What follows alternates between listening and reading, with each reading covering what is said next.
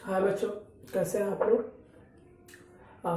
मैं राहुल कुमार, आ, मैं गोरखपुर से। आज जो डेट है 22 अप्रैल 2020, अभी लॉकडाउन का समय चल रहा है। बहुत सारे मेरे बच्चे ऐसे थे जिन्होंने कहा कि सर आपने पढ़ाना छोड़ रखा है, और ट्रिग्नोमेट्री की बहुत सारी प्रॉब्लम होने की वजह से उन्होंने बोला कि थोड़ा सा ऑनलाइन में आ जाइए। तो मैंने सोचा कि क्यों ना आप लोगों को ट्रिग्नोमेट्री के बारे में थोड़ा सा बता ही दूँ। हम आज बात करने वाले हैं ट्रिग्नोमेट्री। मैं जिस बेसिक को लेकर चलने वाला हूँ वो सीबीएसई बोर्ड के लिए, यहाँ तक कि आईसीएसई बोर्ड के लिए और यूपी बोर्ड इंग्लिश मीडियम के लिए। अगर मेरी लैंग्वेज समझ में आ जाए, कहीं कहीं हिंदी में मैं बोलूँगा, तो यूपी बोर्ड हिंदी मीडियम भी इसे देख सकते हैं। मैं अगर बात करूँ ट्रिग्नोमेट्री की, तो सबसे पहले ट्रिग्नोमेट्री में हम लोग पढ़ेंगे इसके इंट्रोडक्शन के बारे में। उसके बाद हम इसके रेशियोज के बारे में पढ़ेंगे। उसके बाद एप्लीकेशंस, उसके बाद आइडेंटिटीज। बस ये 4 टॉपिक्स हैं ट्रिग्नोमेट्री के जो हमारे 10th बेस में और 10th के एग्जाम में मेनली पूछे जाते हैं। सबसे पहले हम कॉन्सेप्ट क्लियर करना चाहेंगे। अगर मैं इसके इंट्रोडक्शन की बात करूं तो 4 टॉपिक हैं: introduction, identities, ratios and applications. तो सबसे पहले मैं इंट्रोडक्शन की बात करता हूं। वैसे ट्रिग्नोमेट्री वर्ड जो है ये लैटिन वर्ड से ही मिला है, और ट्रिग्नोमेट्री अगर इसके मैं डिफिनेशन की बात करूं, this is the branch of mathematics in which study angles of triangles और side, mainly right angle triangle. हम ज्यादातर ट्रिग्नोमेट्री के सारे प्रॉब्लम्स राइट एंगल ट्रायंगल में ही देखने को मिलता है। अब हम बात करते हैं ट्रिग्नोमेट्री इस वर्ड की, जो कि लैटिन वर्ड ट्रिगोन और मेट्रोन शब्द से मिलकर बना है। ट्रिगोन का मीनिंग होता है द शेप्स ऑफ 3 एंगल्स, मतलब 3 एंगल्स वाली ऐसी आकृति, ऐसा शेप। अब वो शेप कैसा होगा, we know that already, triangle. और मेट्रोन का मतलब होता है मेजर, आई मीन मापना। यानी हम किसी भी ट्रायंगल में 3 एंगल्स को मेजर ही करेंगे या फिर 3 साइड्स को मेजर करेंगे। तो इन सब चीजों का स्टडी हम ट्रिग्नोमेट्री में करते हैं। बाय द वे, इस चैप्टर का यूज तो बहुत सारे वे में है। The height of peak, height of hill, या फिर किसी भी एरोप्लेन की बात करो, अगर वो लैंड कर रहा है या फिर वो जब ऊपर की ओर अगर वो निकल रहा है, तो उसमें सारे के सारे अगर उसको मेजर करना है, हाइट ऑफ एरोप्लेन या फिर height of any hills, mountains, peak, तो इन सब में ट्रिग्नोमेट्री का यूज है। हम लोग इतने डीपली नहीं जाएंगे, हम लोग उसको कॉन्सेप्ट को जानना है और अपने अपने एप्लीकेशंस को सॉल्व करने हैं, क्वेश्चन को सॉल्व करने हैं। तो ये जो हमारा ट्रिगोन है और metron means the shapes of 3 angles and the major माप। इंट्रोडक्शन तो मेरा यहीं पर समाप्त होता है। हमको ट्रिग्नोमेट्री में, जैसा कि मैंने कहा, द एंगल्स ऑफ ट्रायंगल्स और side, mainly right angle triangle. हम सबसे पहले राइट एंगल ट्रायंगल की बात करेंगे, क्योंकि ट्रिग्नोमेट्री जो वर्ड है, ट्रिग्नोमेट्री में 3 एंगल्स की बात आती है, और 3 एंगल्स तो ट्रायंगल्स ही बना सकता है, लेकिन मेनली हमें राइट एंगल ट्रायंगल लेना सही है। कोई भी राइट एंगल ट्रायंगल अगर हम लेते भी हैं, तो राइट एंगल ट्रायंगल का नाम लेते ही इस तरह का शेप हमारे माइंड में आ जाता है, the triangle in which 1 angles is 90 degree. तो मैं अगर एक एंगल्स को 90 डिग्री कर देता हूं, तो 2 एंगल क्या होते हैं, एक्यूट एंगल होते हैं। ये हमारा राइट एंगल ट्रायंगल है। मैं इसका नाम अगर दे दूं तो ABC इसके नेम हो जाएंगे। In this triangle AB, BC and AC are sides. अगर एंगल्स की बात करूं, C is a right angle, A को मैं मेनली इंडिविजुअल नाम दे रहा हूं अल्फा, और इसको मैं दे रहा हूं theta. This is the symbol of angle, मतलब एंगल्स को थीटा से भी रिप्रेजेंट किया जाता है और अल्फा से भी रिप्रेजेंट किया जाता है, बहुत सारे होते हैं। हमको अगर राइट एंगल ट्रायंगल की बात करनी है इस ट्रिग्नोमेट्री में, तो सबसे पहले हम राइट एंगल के बारे में थोड़ा सा जानेंगे, क्योंकि कहीं ना कहीं ये राइट एंगल ट्रायंगल इस ट्रिग्नोमेट्री पर ही बेस है। अगर ट्रिग्नोमेट्री का देखा जाए तो ये पूरा का पूरा राइट एंगल ट्रायंगल पर ही बेस है। अभी केवल इंट्रोडक्शन की अगर हम बात करते हैं, तो पहले ही दिख रहा है the shapes of 3 angles and the side भी आ जाते हैं, और मेजर यानी मापना, यानी कहीं ना कहीं हम इसके एंगल्स और इसके साइड्स के बारे में ही हम मेजर करेंगे, तो ट्रिग्नोमेट्री में ही हमें पढ़ने होते हैं। अब हम इसके एंगल्स की बात करें या फिर साइड्स की बात करें, तो एंगल तो हमारा अल्फा और थीटा हो गया, और एक एंगल तो 90 डिग्री का हो गया। ये राइट एंगल ट्रायंगल है ना, इस क्लास में आप लोगों ने पढ़ा है। अब the largest side of a right angle triangle is hypotenuse.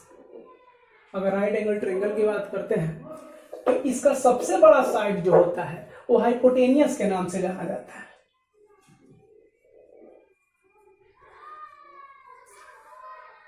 और बच गए दो साइड्स, वो हमारा एक परपेंडिकुलर और एक बेस के नाम से जाना जाता है। अब यहां पर थोड़ा सा हमें समझना ये है कि हाइपोटेनियस तो फिक्स रहता है। हाइपोटेनियस राइट एंगल ट्रायंगल में एक ही होते हैं, वैसे परपेंडिकुलर और बेस भी एक होते हैं, लेकिन अगर इसके प्लेस की बात करें तो हाइपोटेनियस का प्लेस कांस्टेंट है, फिक्स है, वो नहीं बदलने वाला है।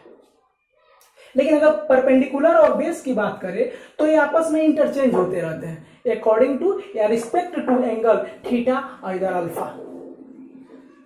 आई मीन बेस और परपेंडिकुलर आपस में बदलते रहते हैं according to respect to angles alpha and theta.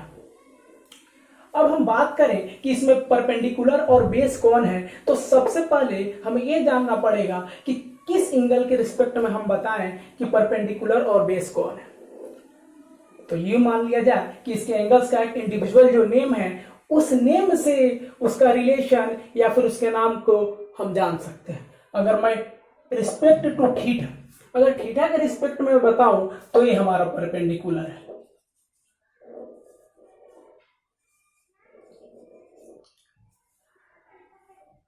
और ये हमारा बेस हो जाएगा।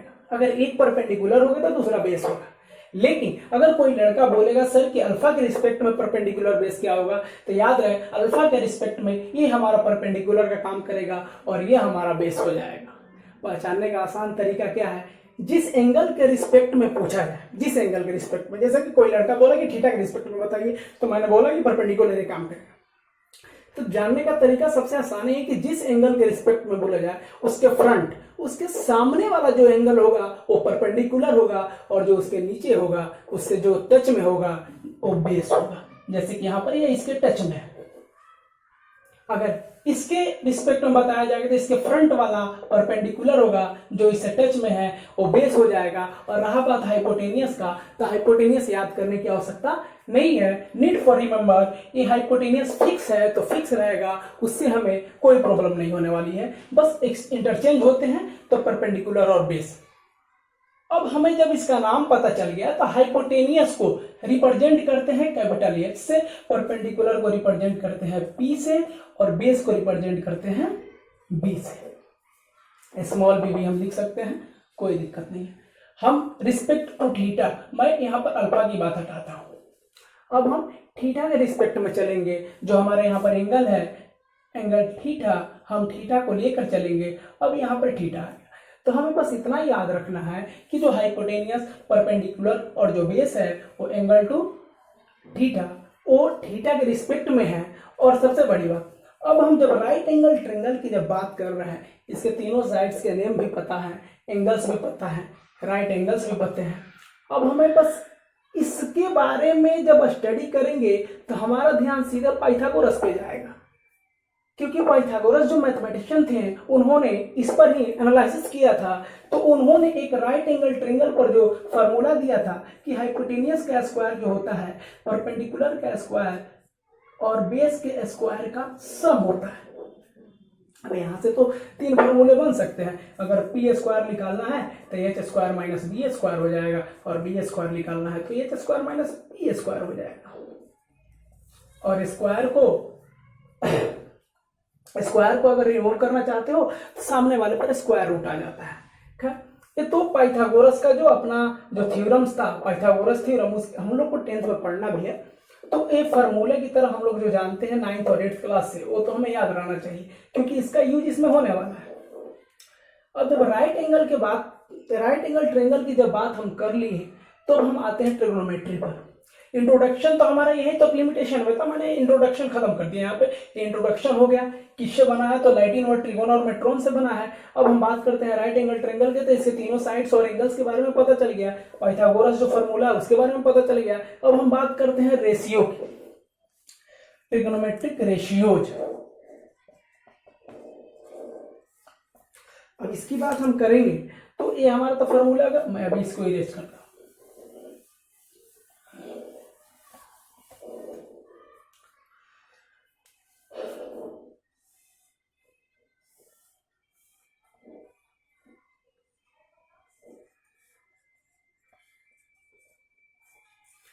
वैसे हम लोग को ये पता होना चाहिए, राइट एंगल ट्रायंगल हमेशा सबको पता ही होता है, जैसा कि इसका रिप्रेजेंटेशन किससे है, तो परपेंडिकुलर से है रिस्पेक्ट टू थीटा, और बेस हमारा बी हो जाएगा और हाइपोटेन्यूस हमारा एच हो जाएगा। अब राइट एंगल ट्रायंगल की बात करें तो पूरे राइट एंगल ट्रायंगल में 6 मेंबर्स होते हैं। मैं अब रेशियो पर आ चुका हूँ, इंट्रोडक्शन खत्म हो चुका है ट्रिग्नोमेट्री का। अब रेशियोज की बात करें तो ट्रिग्नोमेट्री पूरा का पूरा ट्रिग्नोमेट्री राइट एंगल ट्रायंगल पर तो बेस्ड है ही है, लेकिन इससे भी पहले अगर देखा है तो पूरा का पूरा ट्रिग्नोमेट्री रेशियोज पर बेस्ड है, क्योंकि बिना रेशियोज का ट्रिग्नोमेट्री नहीं होगा, और रेशियो जब तक आएगा नहीं तब तक इसके बारे में भी हम कुछ बता नहीं सकते हैं। सबसे बड़ी बात, अब राइट एंगल ट्रायंगल को हम देखेंगे तो राइट एंगल ट्रायंगल में 6 मेंबर्स हैं, like as a one of family there are 6 member in a family. और मान लिया जाए कि किसी फैमिली में 6 मेंबर है, उसी प्रकार राइट एंगल ट्रायंगल एक फैमिली की तरह काम कर रहा है, और उसमें 6 मेंबर्स हैं। कौन कौन? 3 sides and 3 angles. One angle is also 90 degree and left angle theta and this acute angles. तो 3 साइड्स और 3 एंगल्स, 3 3 6 यार 3 और 3 6 हो गए, ये 6 मेंबर से मिलकर राइट एंगल ट्रायंगल बना है। तो इसके अकॉर्डिंग चला जाए तो रेशियोज हमारा होता है 6। हम लोग इसको हिंदी में अनुपातिक राशि के नाम से जानते हैं। तो पूरा का पूरा trigonometry it is the 6 ratios math, मतलब ट्रिग्नोमेट्री की बात करें तो ये 6 रेशियो का मैथ है, और वो हमारा 6 रेशियो है sine, cos, tan, cot, sec, cosec. ठीक, ये हमारे 6 नेम्स हैं, जिसको जो भी मैथमेटिशियंस थे जिन्होंने ट्रिग्नोमेट्री के बारे में बताया था, दरअसल सबसे पहले ट्रिग्नोमेट्री के बारे में आर्यभट्ट जी ने बताया था, जो इंडियन मैथमेटिशियन रह चुके हैं। तो वो जो उन्होंने सबसे पहले 6 नेम दिए थे, दरअसल उनका ये दिया गया नाम नहीं है, उन्होंने थोड़ा सा और अलग तरीके से नाम दे रखा था, ये बाद में मॉडराइज करके इसको छोटा करके बताया गया है। खैर ओरिजिन वहीं से है, sine, cos, ten, cot, sec, cosec, ये 6 रेशियोज हैं, इसको हम रेशियोज के नाम से जानते हैं, ट्रिग्नोमेट्रिक रेशियोज।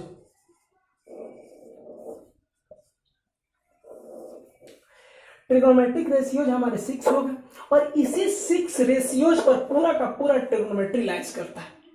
जैसा कि हम बताएं, अब आर्यभट्ट जी ने क्या किया था कि सबसे पहले नाम उनके अकॉर्डिंग अगर हम नाम की बात करें, नेम की बात करें, तो उन्होंने तो नेम हिंदी में दे रखा था, इंग्लिश में जो ट्रांसलेट जिन्होंने किया साइन, कॉस, टेन, कॉट, ये तो बाद में एक फॉरेन साइंटिस्ट थे, सॉरी मैथमेटिशियन थे, जिनका नाम था एडवन गुल्टर। एडवन गुल्टर या एडवन गुंडर, हाँ एडवन गुंडर करके एक मैथमेटिशियन हुए, उन्होंने उनके बड़े से बड़े नाम को छोटा करके ताकि हमें पढ़ने में आसानी पड़े, उन्होंने इसे नाम दिया। अगर आर्यभट्ट के नाम की बात किया जाए तो उनका नाम था, उनके अकॉर्डिंग जो नाम की बात करें तो साइन, एस आई एन नहीं था, कॉस को कॉस नहीं को साइन बोला गया था, टैन को टेंजेंट बोला गया था, कॉट को टेंजेंट बोला गया था, सेक को सिकेंड बोला गया था, और कोसेक को कोसिकेंड बोला गया था। ये उनके द्वारा दिया गया नाम था, आर्यभट्ट के द्वारा। लेकिन एडवन गुडनर ने इसी नाम को थोड़ा सा मॉडराइज करके शॉर्टकट नेम दिया, जैसे कि हम लोग को घर में निक नेम के नाम से जानते हैं। बड़ा सा नाम है, अगर मान लीजिए लक्ष्मी नारायण नाम है तो उतना बड़ा बड़ा कौन कोई बोलेगा, तो एलन करके कोई बोल दिया लक्ष्मी नारायण। अगर दीपांशु नाम है तो दीपू बोल दिया। तो उसी तरह समझ लिया जाए, अगर साइन है तो साइन, कोसाइन है तो कॉस, ताकि क्योंकि जब हम लोग ट्रिग्नोमेट्री के प्रॉब्लम को सॉल्व करेंगे तो इस नाम का यूज बार बार आएगा, तो कब तक बड़ा बड़ा नाम लिखेंगे, इसलिए छोटे नाम में इसको मॉडराइज किया गया ताकि बच्चों को पढ़ने में आसानी हो। अब बात आती है, ये तो नाम हो गया, अब ये क्या है, ये रिलेशन है, सॉरी ये मेंबर्स है राइट एंगल ट्रायंगल के। तो अगर मेंबर्स है और मान लिया जाए अगर किसी फैमिली में 6 मेंबर्स हैं तो 6 मेंबर्स के आपस में रिलेशन तो होंगे ही। तो ये भी एक फैमिली है और 6 मेंबर्स हैं तो आपस में इनके रिलेशन होंगे। अगर मान लीजिए पिताजी हैं, एक मम्मी, एक पापा, फिर एक बेटा और एक बेटी और एक दादा और दादी, 6 मेंबर हो गए। तो दादा के साथ भी कोई ना कोई रिलेशन होगा 5 मेंबर्स के साथ। उसी प्रकार इसमें अगर 3 साइड की बात देखा जाए तो इनमें आपस में रिलेशन होता है। मान लिया जाए कि हाइपोटेनियस का परपेंडिकुलर के साथ कोई रिलेशन होगा और परपेंडिकुलर का हाइपोटेनियस के साथ कोई रिलेशन होगा, परपेंडिकुलर का बेस के साथ और बेस का परपेंडिकुलर के साथ, हाइपोटेनियस का बेस के साथ और बेस का हाइपोटेनियस का। देखा जाए तो इसके साथ और इसके साथ 2, इसके और इसके साथ, इसके साथ 2 और इसके साथ और इसके 6, 2 2 4 2 6, कुल मिलाकर 6 रिलेशन बनेंगे और उसी को रिलेशन को देखते हुए उन्होंने 6 रेशियो नाम दिया। अब बात ये आती है कि किसके अकॉर्डिंग, आखिर हम इस कॉर्नर पर अगर एंगल है थीटा और इस कॉर्नर पर एंगल अल्फा है तो किसके अकॉर्डिंग किसके रिलेशन के बारे में बताया जाए। तो उन्होंने बताया कि अगर रिस्पेक्ट टू थीटा, नाम तो पहले से पता है, अगर रिस्पेक्ट टू थीटा की बात करें तो हमारा रिलेशन क्या बनेगा साइन का, P और H। दरअसल अब यहाँ पर जो एंगल है, यहाँ पर तो एंगल B बन रहा है, यहाँ पर एंगल A बन रहा है और B का इंडिविजुअल नाम थीटा है, A का कुछ नाम दिया और C तो राइट एंगल ट्रायंगल है। तो अगर हम एंगल थीटा को लेकर चलते हैं तो यहाँ पर साइन के साथ एंगल थीटा आएगा। भाई तो सिंपल आप कुछ भी यूज कर सकते हैं, साइन B भी लिख सकते थे, लेकिन वहां पर इंडिविजुअल नाम थीटा दिया गया तो मैं थीटा लिख रहा हूँ। कोई कहीं B भी लिखा जा सकता है, A भी लिखा जा सकता है। तो हम साइन थीटा की बात करते हैं। अगर साइन थीटा की बात करते हैं, वैसे अगर केवल हम साइन लिखे तो साइन का रिलेशन बनता है P/H, P/H, फ्रैक्शनल फार्मूला अगर कह सकते हैं इसको, और इसको PBH फार्मूला के नाम से भी जानते हैं। P क्या है, परपेंडिकुलर है, हाइपोटेनियस यानी H। तो अगर साइन की बात किया जाए तो P ये लिखना ही गलत होगा। अब हम गलत पढ़ा रहे हैं कि सही पढ़ा रहे हैं ये आपको देखना है। भाई अगर P/H गलत क्यों है, क्योंकि यहाँ पर अभी तक पता नहीं चला है कि हम किस एंगल के रिस्पेक्ट में चल रहे हैं। क्योंकि अगर एंगल का रिस्पेक्ट अगर चेंज होता है तो परपेंडिकुलर और बेस आपस में एक्सचेंज होते हैं। तो यहाँ पर सबसे पहले मेंशन करना पड़ेगा किस एंगल के रिस्पेक्ट में। अगर इस एंगल के रिस्पेक्ट में पढ़ेंगे तो ये हमारा परपेंडिकुलर यानी BC हो जाएगा परपेंडिकुलर। यानी अगर हम थीटा के रिस्पेक्ट में चल रहे हैं तो साइन थीटा का फॉर्मूला बनेगा P/H। ये P क्या है, परपेंडिकुलर का नाम क्या है AC और H का नाम क्या है AB। ये साइड्स हैं, P क्या है, परपेंडिकुलर भी साइड है, हाइपोटेनियस भी साइड है, तो इस साइड का नाम है। लेकिन यहीं पर अगर एंगल A की बात होती तो हमारा परपेंडिकुलर क्या होता, BC होता। सेम अगर cos थीटा की बात करें, tan थीटा की बात करें, cot थीटा की बात करें, सेक और कोसेक थीटा की बात करें, अब यहाँ पर जो फॉर्मूले बन रहे हैं वो सारा का सारा रिस्पेक्ट टू थीटा है। अगर किसी को मन है अल्फा लेकर चलने का तो लेकर जा सकता है, फॉर्मूला वही लगेगा P/H। लेकिन P का काम कौन कर रहा है, H का काम कौन कर रहा है, बेस का काम कौन कर रहा है, वो फिगर हमें बताएगा। अब cos की बात करें तो इसका तो फॉर्मूला होता है B/H। अब ये देखना है एंगल थीटा के रिस्पेक्ट में बेस का काम, B यानी बेस का काम कौन करता है, थीटा के रिस्पेक्ट में तो बेस का काम हमारे ये कर रहा है BC, तो ये हो जाएगा BC और H का काम ये भी कर रहा है। क्योंकि अगर अल्फा की बात करते तो बेस का काम हमारा कौन करता है, AC। जस्ट इससे पहले थोड़ा देर पहले मैंने बता रखा है कि एंगल के रिस्पेक्ट में परपेंडिकुलर बेस आपस में बदलते रहते हैं, तो उसको ध्यान देना पड़ेगा हम लोगों को। tan थीटा की अगर बात करें तो परपेंडिकुलर अपन बेस P/B, इसका फॉर्मूला बनता है P/B। तो परपेंडिकुलर काम कौन कर रहा है, angle respect to theta AC और BC। cot थीटा की अगर बात करें, अब देखो मेनली तो हमें 3 ही रेशियो याद करने होते हैं। अब यहाँ पर एक और चीज अगर ध्यान से देखा जाए तो हमें मात्र रेशियो भले 6 होते हैं, लेकिन अगर फॉर्मूले की बात करें तो 3 ही रेशियोज है जिसे हमें लर्न करने पड़ते हैं, रिमेंबर करने की आवश्यकता है। लेकिन 6 याद कैसे होंगे, तो बाकी का 3 जो होता है, tan के नीचे का cot sec cosec, वो रेसिप्रोकल होता है किसका, ऊपर। I mean sin cos tan का रेसिप्रोकल होता है ये तीनों। तो अगर अब यहां से हम रेसिप्रोकल करना चालू करें तो इसका भी फॉर्मूला हमें मिल जाएगा। cot जो होता है tan का रेसिप्रोकल होता है और sec जो होता है, अब यहां पर मैं रेसिप्रोकल की बात करूं तो tan cot का रेसिप्रोकल होता है, cos जो है sec का रेसिप्रोकल होता है और sin जो है cosec का रेसिप्रोकल होता है। रेसिप्रोकल का मतलब क्या, उल्टा। अगर साइन जो है cosec का उल्टा है तो cos होगा साइन का। जैसे कि मैं बता दूं, साइन किसका उल्टा है? कॉसेक का। तो उल्टा यानी रेसिप्रोकल। रेसिप्रोकल का मतलब क्या होता है? उसके प्लेस को बदल देना। अगर नोमिनेटर में है तो उसको डिनोमिनेटर में कर देना। तो साइन जो होता है कॉसेक का उल्टा होता है, तो कॉसेक को उलाट दिया जाए, आई मीन कॉसेक को जब उलाटेंगे तो 1/cosec थीटा होगा। रेसिप्रोकल का मतलब यही होता है, कोई भी चीज हमेशा नोमिनेटर में रहता है। जैसे 5 लिखा है तो 5 क्या है? नोमिनेटर में है, इसको डिनोमिनेटर में चेंज करो। इसको मतलब कोई बोले कि इसको इसका रेसिप्रोकल करो तो क्या लिख देंगे? 1/5। ये सब चीजें, इसी को रेसिप्रोकल बोलते हैं। अब कॉट जो है 10 का रेसिप्रोकल है, तो P/B होता है, तो इसको बदल दिया जाए, B/P हो जाएगा। और इसका क्या हो जाएगा? कॉस का। कॉस क्या होता है? B/H होता है, तो H/B हो जाएगा। और कॉसेक क्या हो जाएगा? H/P हो जाएगा। ये हो गया। और उसी के अकॉर्डिंग हम नाम भी दे सकते हैं यहाँ पे, जैसा ही जैसा है। अब ये PBH फार्मूला, अगर इसकी बात करें तो PBH फार्मूला, अब तो आप इसे समझ ही गए होंगे, आशा तो यही करते हैं। अब कॉन्सेप्ट तो ये हमारा रहा। और यहाँ पर पीबीएच फार्मूला जो बन रहा है, जब हम एनसीईआरटी का पहला एक्सरसाइज उठाएंगे ट्रिग्नोमेट्री का, तो सबसे पहले इसी फार्मूला पर बेस होगा। चाहे कोई भी अगर अदर साइड बुक की बात करें, RS अग्रवाल की बात करें, या फिर ML अग्रवाल की बात करें, या फिर हम सुधीर कुमार बालाजी की बात करें यूपी बोर्ड में, तो और RD शर्मा की भी बात करें, तो सब में पहला एक्सरसाइज जब हम सॉल्व करेंगे तो पीबीएच पर बेस्ड होगा और किसी पर नहीं। तो ये पहला कॉन्सेप्ट हम ऐसे ही थोड़ा थोड़ा करके पढ़ेंगे, जिससे हमारा एक एक एक्सरसाइज कंप्लीट हो जाए।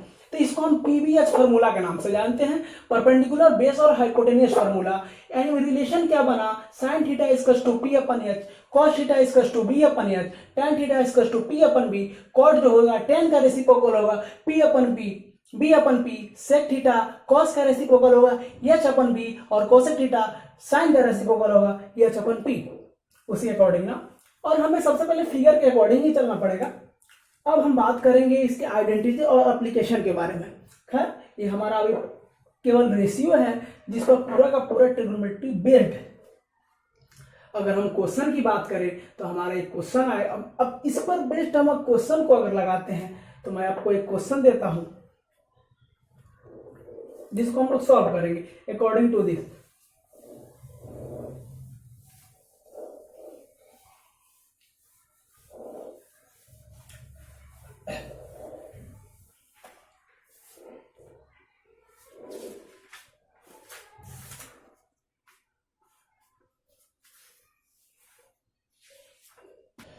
तो हम लोगों ने कुछ समय पहले पीबीएच फार्मूले पर स्टडी जब उन्होंने किया, और इस फार्मूले को मैंने मेंशन भी किया आप लोगों के सामने।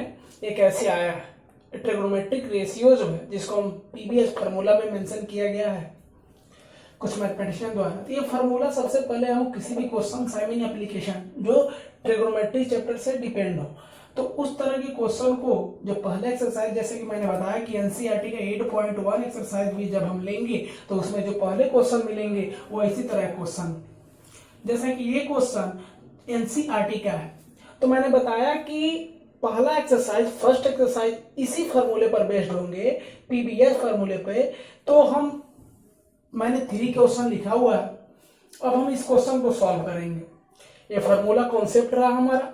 अब क्वेश्चन को कैसे सॉल्व करना है वो देखेंगे, बहुत इजी है। सबसे पहले हम थर्ड क्वेश्चन को सॉल्व करेंगे।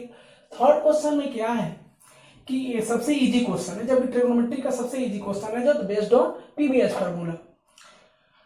tan थीटा का जो फार्मूला होता है P/B होता है, perpendicular upon base cos theta. ये फार्मूला सबसे पहले याद होना चाहिए। अगर हम tan थीटा की बात करें और इस क्वेश्चन की बात करें तो हमारे पास क्या है? tan थीटा इक्वल्स टू है 4/3। सॉल्यूशन है थर्ड का।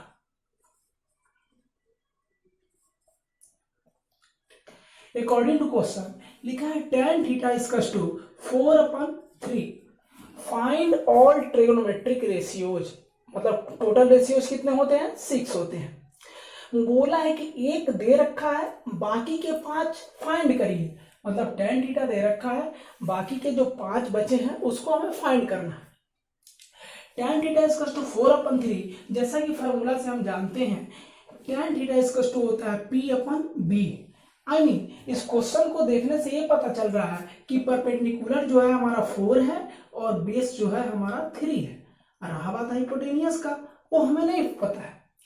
तो सबसे पहले इस क्वेश्चन को सॉल्व करने से पहले, चाहे इस टाइप के क्वेश्चन को सॉल्व करने पहले जो भी पीवीएच फॉर्मूला पर डिपेंड हो, तो सबसे पहला काम ये होना चाहिए कि हमको तीनों साइड, 3 साइड्स हमें फाइंड करके निकाल के रख लेने चाहिए। मतलब परपेंडिकुलर, बेस और हाइपोटेनियस तीनों निकाल लीजिए। उसके बाद अगर इस क्वेश्चन का फिगर आप बनाना चाहेंगे तो फिगर भी बन जाएगा। ठीक, मतलब कि अगर यह ट्रिगोनोमेट्री से रिलेटेड है और इसमें राइट एंगल ट्रायंगल है, तो ये बोला है कि एक ऐसा triangle, I mean right angle, एक ऐसा राइट एंगल ट्रायंगल आप फॉर्म करिए जिसमें एक, जबकि एक परपेंडिकुलर 4 और बेस 3, जिसमें परपेंडिकुलर 4 हो और बेस 3 हो, लेकिन किस एंगल के रिस्पेक्ट में, तो आप उसी के अकॉर्डिंग आप खुद एंगल डालेंगे। अगर यहाँ पर एंगल थीटा लेना चाहेंगे तो यह 4 होगा, और यहाँ पर एंगल थीटा लेना चाहेंगे तो यह परपेंडिकुलर यानी 4 होगा। तो हम यहाँ पर एंगल ले रहे हैं, एंगल थीटा मैं यहाँ पर फॉर्म कर रहा हूँ। जैसे एंगल थीटा यहाँ लगाएंगे तो परपेंडिकुलर का काम कौन करेगा, सामने वाला 4, और बेस का काम कौन करेगा, नीचे वाला हाइपोटेनियस, तो ऐसे ही रह जाएगा। ठीक, अब with the help of Pythagoras, हम पाइथागोरस की मदद से एच की वैल्यू फाइंड कर लेंगे। Now we know H square equals to P square plus B square, इसी को पाइथागोरस फार्मूला बोलते हैं, जो मैंने थोड़े समय पहले मैं यहाँ पर मेंशन किया था, पढ़ाया था। तो एच स्क्वायर इक्वल्स टू हो जाएगा, पी की वैल्यू कितनी है 4, 4 का स्क्वायर, बी की वैल्यू कितनी है 3, 3 का square, H square equals to हो जाएगा 16 plus 9, I mean H square equals to हो जाएगा 25, और एच इक्वल्स टू हो जाएगा अंडर रूट 25, और एच की वैल्यू आ जाएगी 5। 25 किसका स्क्वायर है, 5 का।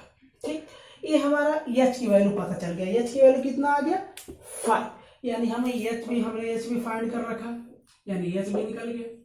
जैसा कि मैंने कहा, इस तरह क्वेश्चन को सॉल्व करने के लिए सबसे पहले तीनों का तीनों साइड पता होना चाहिए। अब तीनों साइड पता हो गया, जैसे आपको पी बी एच तीनों फाइंड हो जाएगा, तो आप क्वेश्चन में जो पूछा फाइंड ऑल ट्रिगोनोमेट्रिक, वो आराम से निकाल सकते हैं। अब उसके बाद क्या करेंगे, जो निकालना है वो निकाल लो। बोला है इसको छोड़कर बाकी के पांचों का पांचों निकाल लो, मतलब tan दे रखा है, sine cos cot sec cosec निकालना है, निकाल। साइन थीटा इक्वल्स टू क्या होता है, perpendicular upon hypotenuse, perpendicular upon hypotenuse. Perpendicular कितना देखा है इस फिगर में देखेंगे, क्योंकि थीटा तो हमारे यहाँ है, थीटा के अकॉर्डिंग निकालना भी है।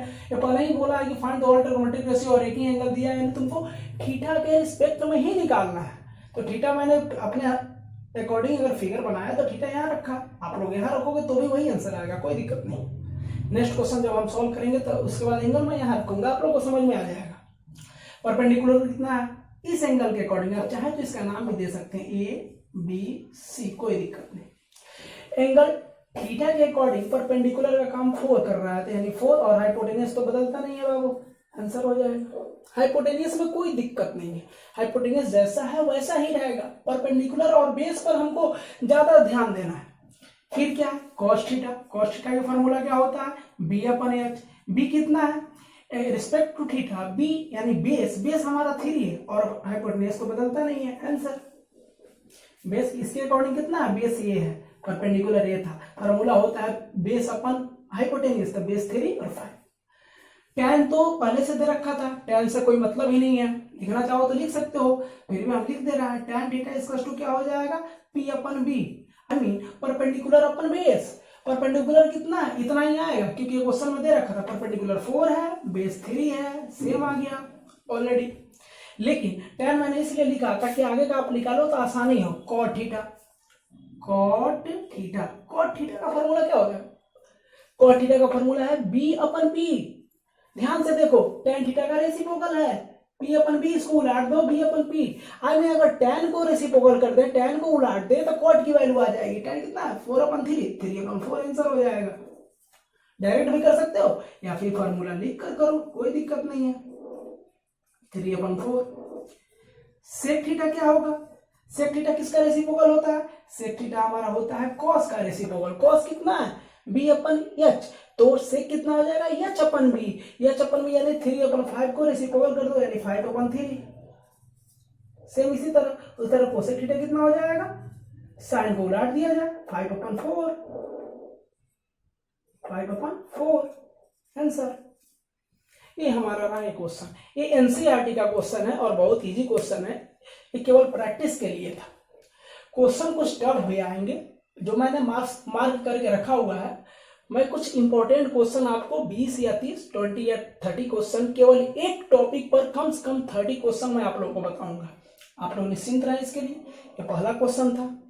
I hope you can understood this.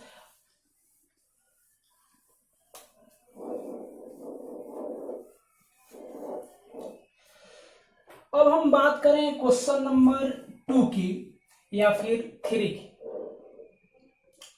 Sorry, question number 1 और 2 दोनों सेम है, कोई दिक्कत नहीं, मैं इस क्वेश्चन को चेंज कर रहा हूं।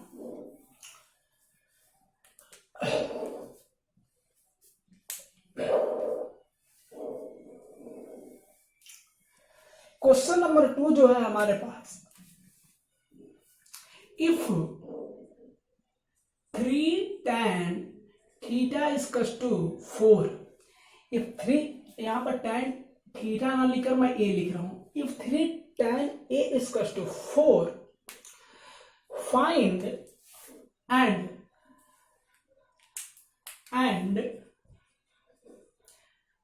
angle C equals to 90 degree, find cot A tan B sin A sin B sec A sec B। इस तरह बहुत सारे पूछे जा सकते हैं। cos B, cosec A, कुछ भी। यहां पर ध्यान से देखिए। अब यहां पर इस क्वेश्चन को जरा समझ लीजिए, इसलिए मैंने बहुत सारे रेशियोज को यहां पर रखा हुआ है ताकि आप लोग को ये बातें समझ में आ जाए कि according to angle, respect to angle, perpendicular and base interchange each other.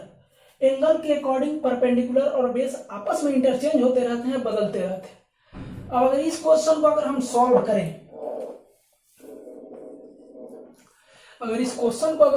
करें, तो ध्यान से देखा जाए कि बोला है कि 3 tan A इक्वल्स टू 4। अब देखो इस क्वेश्चन को अगर सॉल्व करना है तो पहले इस क्वेश्चन को हम पढ़ते हैं, उसके बाद देखते हैं इसका फिगर या फिर इसको कैसे सॉल्व कर सकते हैं। 3 tan A equals to 4 and angle C equals to 90 degree. बोला है कि एक राइट एंगल ट्रायंगल में 3 tan A इक्वल्स टू 4 है एंड उसका उस राइट एंगल ट्रायंगल का C पर 90 डिग्री का एंगल है। मतलब अगर राइट एंगल ट्रायंगल आप फाउंड कर रहे हैं तो 90 डिग्री वाले को C नाम देना है। Find cot A tan B this. तो सबसे पहले इसको आप थोड़ा सा सीधा कर लो। tan A इक्वल्स टू दे रखा है 4, 3 मल्टीपल में है, यहां पर घबराने की आवश्यकता नहीं, 3 मल्टीपल में है और ये डिवीजन में आएगा तो 4/3 हो जाएगा। अब एक क्वेश्चन पहले जैसा हो गया, tan A इक्वल्स टू 4/3, जैसा कि हम लोग जानते हैं tan equals to P/B, like as the P is 4 and B is 3। अब बात करते हैं इसके फिगर की। एक फिगर बना लिया जाए तो आसानी होगा इस क्वेश्चन को सॉल्व करने के लिए। हम एक अपने मन से राइट एंगल ट्रायंगल बनाते हैं। अब बात यह है कि एंगल आपको देखना है कि एंगल कहाँ रखें। आप कहीं भी रखो उसके अकॉर्डिंग ये नाम दो। जैसा कि tan का फार्मूला होता है P/B, तो इतना तो पता चल गया कि P की वैल्यू 4 है और B की वैल्यू 3 है, यानी एक परपेंडिकुलर 4 है और बेस 3 है। अब कौन परपेंडिकुलर है, ए परपेंडिकुलर है कि ए है, ये बात नहीं पता है। वो जब एंगल डालोगे तब आप मेंशन कर पाओगे कि कौन सा परपेंडिकुलर है और कौन सा बेस है। हाइपोटेनियस के लिए कोई दिक्कत नहीं है, हाइपोटेनियस है ये हमेशा रहेगा। अब बात यह है कि अगर हम ए यहां रखेंगे, अगर ए का नाम यहां देंगे तो परपेंड, और एक और चीज, angle C equals to 90 degree, तो हमें पता है 90 यहां बनना है तो यहां पर नाम C ही देना है।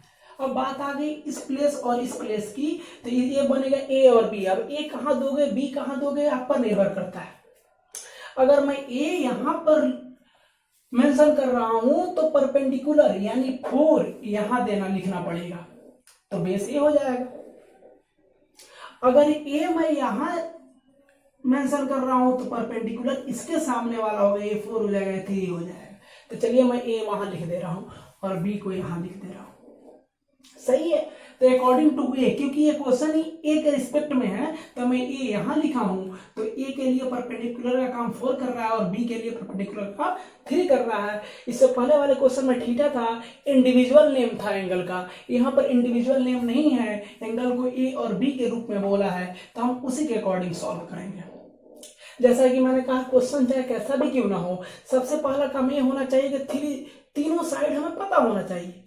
तो 2 साइड दे रखा है, अकॉर्डिंग टू पाइथागोरस हम क्या करेंगे, हाइपोटेनियस निकाल लेंगे। We know H square equal to क्या हो जाएगा, B square plus P square. H square equal to हो जाएगा 3 का स्क्वायर प्लस 4 का स्क्वायर, यानी एच की वैल्यू 5 आने वाली है, क्योंकि इससे पहले वाला क्वेश्चन सेम यही था, 4 और 3 था, कैसे आया आप उसमें देख सकते हैं, इसलिए मैं डायरेक्ट लिख रहा हूं 5।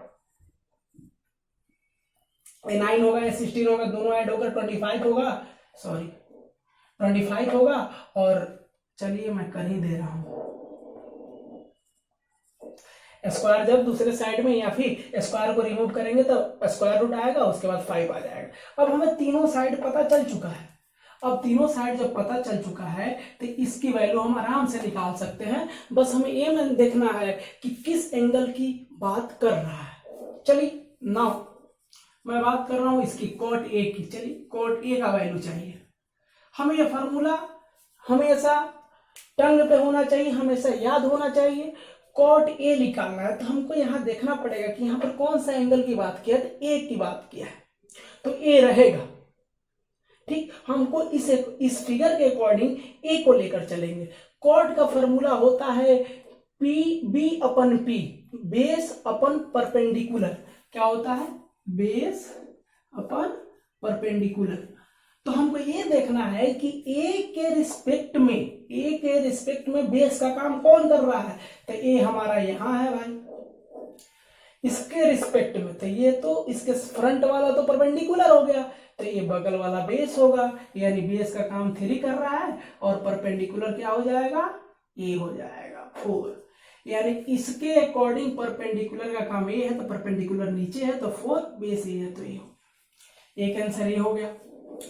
tan b की अगर बात करें तो tan b का फॉर्मूला क्या होता है, परपेंडिकुलर अपन बेस। देखो अगर b है, अगर a होता ना तो इसी को पलट देते हैं, लेकिन यहाँ पर एंगल चेंज कर दिया है तो इसको नहीं पलटेंगे, यहाँ पर मिस्टेक नहीं करना है, हमको यहां से देखना।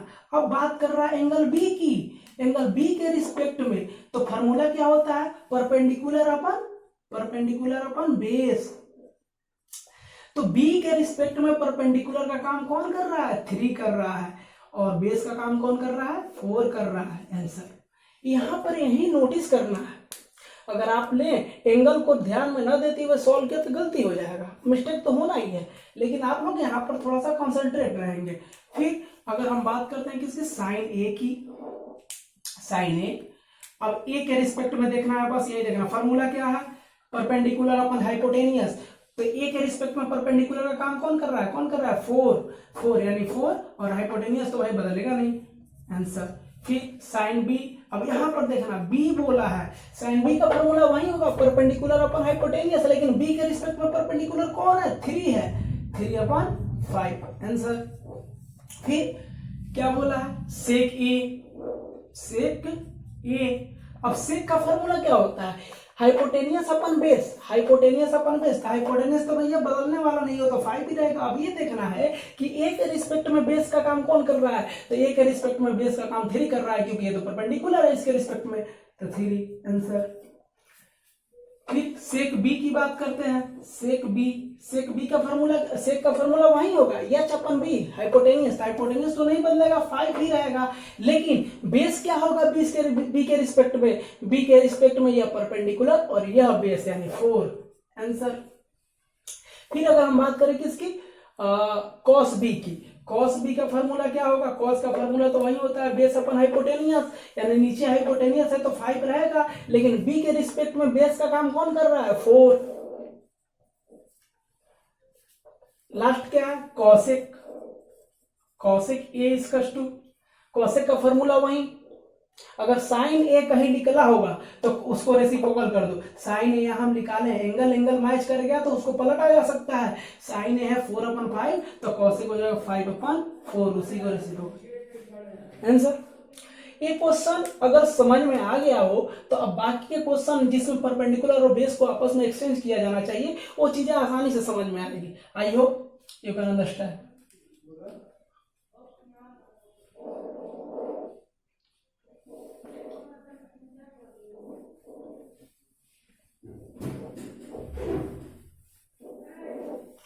अब लास्ट क्वेश्चन जो कि आर.एस. अग्रवाल का क्वेश्चन है। अब इसमें है in triangle ABC angle B is to 90 डिग्री। आई मीन एक एंगल 90 डिग्री शो कर रहा है, इसका मतलब ये हुआ कि एबीसी राइट एंगल ट्रेंगल है। And AB is to BC is to 5, इसका मतलब ये हुआ AB भी 5 सेंटीमीटर है, BC भी 5 सेंटीमीटर है। यहाँ पर परपेंडिकुलर और बेस की बात नहीं बोला, इसमें नेम दिया है AB और BC। Then find the sine A and tan C। सबसे पहले हम क्या करेंगे, एक ट्रेंगल बनाएंगे, एक राइट एंगल ट्रेंगल फॉर्म करेंगे, एक राइट एंगल ट्रेंगल बनाएंगे। इस ट्रेंगल में हम एबीसी नाम देंगे, लेकिन नाम कैसे दिया तो पहले 90 डिग्री रखते हैं, किसको बोला है, बी को बोला है, यानी जहां पर 90 बनेगा वहां बी, अब बाकी ए और सी होगा तो कहीं भी ए डाल दो कहीं भी सी डाल दो, कोई दिक्कत नहीं, क्योंकि अब हमें पता चल चुका है कैसे कैसे एंगल के रिस्पेक्ट में बेस और परपेंडिकुलर आपस में एक्सचेंज होते हैं। तो हम यहाँ पर ए दे दे रहे हैं और यहाँ पे सी दे दे रहे हैं।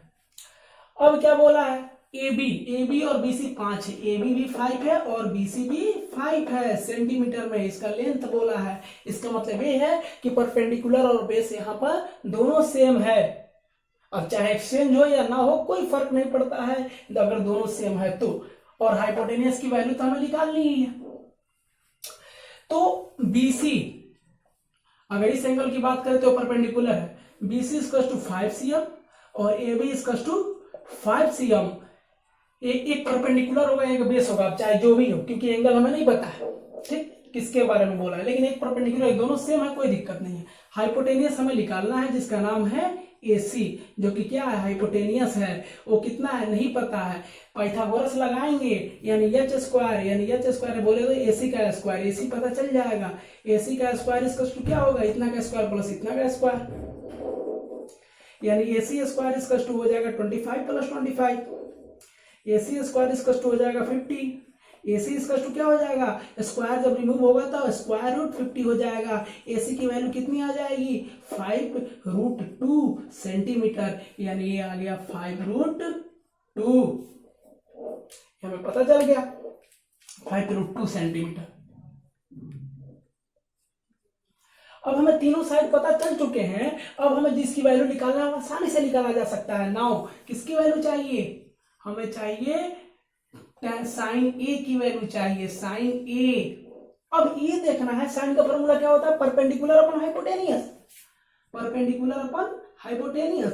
अब ये देखना है कि ए के रिस्पेक्ट में परपेंडिकुलर का काम कौन कर रहा है, तो ए हमारा ये है और उसके फ्रंट वाला जो साइड होता है वो परपेंडिकुलर होता है, यानी इसके रिस्पेक्ट में परपेंडिकुलर का काम 5 कर रहा है और हाइपोटेनियस का काम 5√2 कर रहा है। 5 और 5 कैंसिल हो जाएगा 1 टाइम, आंसर कितना आ जाएगा 1/√2। दूसरा क्या पूछा है, tan C। tan C को अगर ध्यान से देखा जाए फॉर्मूला होता है परपेंडिकुलर अपन बेस। C के रिस्पेक्ट में अगर C की हम बात करें तो C के रिस्पेक्ट में परपेंडिकुलर का काम कौन कर रहा है, 5 ही कर रहा है, और बेस का काम कौन कर रहा है, 5 ही कर रहा है, दोनों सेम है, कोई दिक्कत नहीं। 5 और 5 कैंसिल, 1 आंसर। ये हमारा क्वेश्चन था। ये 3 टाइप्स के ऐसे क्वेश्चन है जो इजी है, इसी तरह के पहले एक्सरसाइज में क्वेश्चन पूछे जाएंगे। बाकी और 2-4 क्वेश्चन हैं वो आपको अभी हम दिखाते हैं। एक क्वेश्चन हम सॉल्व और करेंगे, आशा है कि आप लोगों को समझ में आया होगा। अब लास्ट क्वेश्चन एक सॉल्व कर रहा हूं, ये तो छोटे मोटे क्वेश्चन है, ट्रिगोनोमेट्रिक रेशियो जिसमें पूछा जाता है।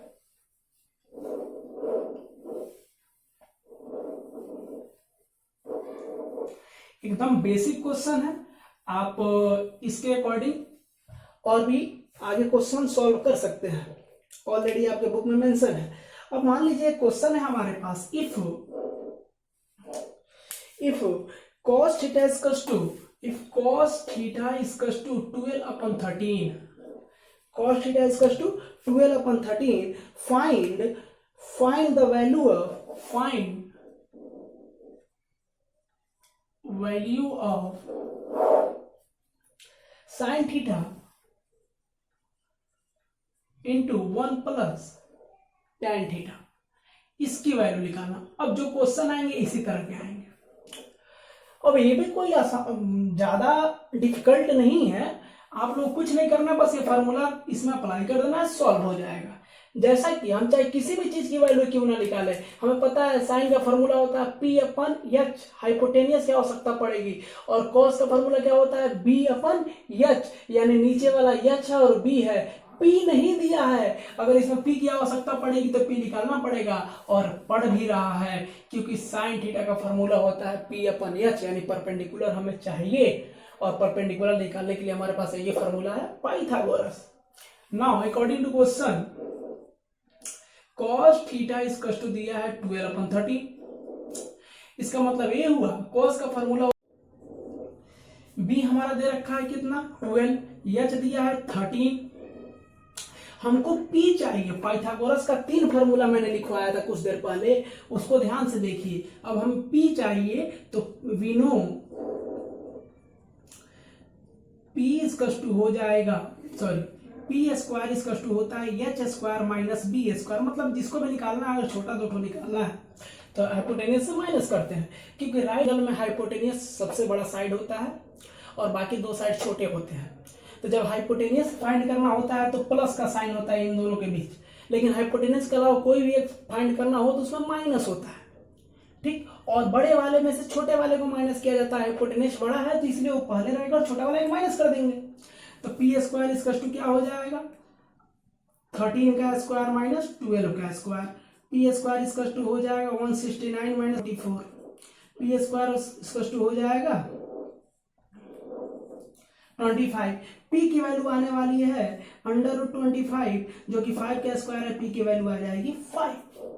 अगर हम चाहें तो अब इसका फिगर भी बना सकते हैं। फिगर कैसा बनेगा, एक राइट एंगल ट्रायंगल बना देंगे, यहाँ पर एक मेंशन कर देंगे थीटा, एबीसी कुछ भी नाम दे दो, और अब पता चल गया हाइपोटेनियस कितना है, हाइपोटेनियस 13 है, और इसके अकॉर्डिंग थीटा के अकॉर्डिंग बेस का काम कौन कर रहा है 12 कर रहा है, तो परपेंडिकुलर भी निकल चुका है 5। अब हमें वैल्यू किसकी चाहिए ना, हमें वैल्यू चाहिए sine theta 1 plus tan theta की। कुछ नहीं, सब में ये फार्मूला ही लगाना है। साइन थीटा का फार्मूला क्या होता है P अपन EH, क्या होता है P अपन EH, सब थीटा के रिस्पेक्ट में है इसलिए कोई दिक्कत नहीं है। 1 प्लस P अपन B, tan थीटा का फार्मूला होता है, tan का होता है P अपन B, साइन का है 1 है तो ऐसे ही नोट कर देंगे। P की वैल्यू कितना है, P हम निकाल चुके हैं 5, हाइपोटेनियस कितना है 13, 1 प्लस P कितना है 5, और बेस कितना है 12। इसको हम सॉल्व करेंगे, सबसे पहले ब्रैकेट वाले को सॉल्व किया जाता है। 5 अपन 13 ये हो जाएगा, एलसीएम में लेंगे तो 12 बन 12 प्लस 5, यानी ये हो जाएगा 5 अपन 13 इंटू ये हो जाएगा 17 अपन 12, ठीक है। अब ये किसी से कैंसिल होने वाला नहीं है, जब कैंसिल नहीं होने वाला है तो उसको ऐसे ही 17 5 जा 85, जब इसको मल्टीप्लाई करेंगे ये हो जाएगा 12 3 जा 36, और 12 1 जा 12 और 3 15, 156 आंसर। ये हमारा आंसर है, कुछ नहीं करना है, सब में पीवीएस फॉर्मूला लगाना है, उसी को अप्लाई करके किसी भी क्वेश्चन को आप आगे बढ़ा सकते हैं। और सबसे पहला काम क्या होना चाहिए, तीनों का तीनों साइड पता होना चाहिए, जैसा कि मैंने इसमें दिखा रखा है। इसके आगे नेक्स्ट वीडियो जब भी हम अपलोड करेंगे उसमें आप लोगों को इसके आगे के 10-15 क्वेश्चन और मिलेंगे। उसके बाद हम नेक्स्ट टॉपिक स्टार्ट करेंगे जिसमें हम आप लोग को एप्लीकेशन और आइडेंटिटीज के बारे में बताएंगे, और उसमें भी इंक्लूड है सप्लीमेंट्री और कम्प्लीमेंट्री, उस तरह के एंगल्स को कैसे सॉल्व किए जाते हैं। फिर ट्रिग्नोमेट्री में ही हमें पढ़ना है रेडियन और डिग्री, मतलब एंगल्स का यूनिट होता है, एक डिग्री होता है और रेडियन भी होता है। कैसे एंगल डिग्री को रेडियन में कन्वर्ट करना है, कैसे रेडियन को डिग्री में कन्वर्ट करना है, वो 2 मिनट का लेक्चर होगा, वो तुरंत समझ में आ जाएगा आप लोगों को। और उसके आगे हम लोग कोऑर्डिनेट की सहायता से कैसे सॉल्व करेंगे आगे की आइडेंटिटी, वो नेक्स्ट वीडियो में आप लोग का आएगा। आशा करते हैं आप लोगों को समझ में आएगा। अगर पसंद आया हो तो लाइक और सब्सक्राइब जरूर करिएगा। Best of luck, bye.